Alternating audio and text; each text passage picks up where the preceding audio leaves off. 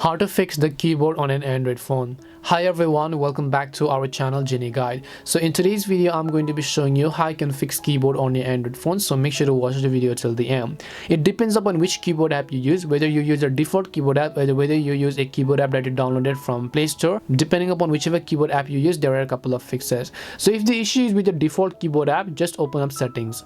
Once you open up settings, just go to about phone and then go to reset. We're not going to reset our phone, but we're going to just select the option called reset all settings. Resetting all settings will actually change all of your keyboard settings to default as well. So if you've changed any of the settings with it, everything is going to be set to default. You don't have to download any app, you don't have to change any setting to do this. Just try to reset it and see if that solves your problem. If it doesn't, depending upon what issue you have, just select any of the search box and then here tap on the gear icon right next to your keyboard settings to come to your keyboard settings tab.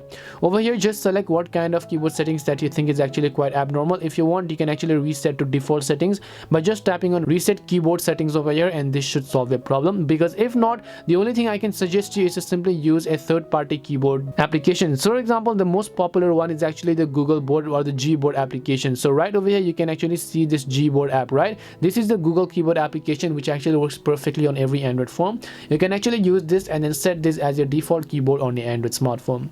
Hope this video helped you solve your problem. If it did help you, then make sure to leave a like and subscribe to our channel. If you have any more questions, then make sure to leave them down. Thank you very much for watching and see you in the next video.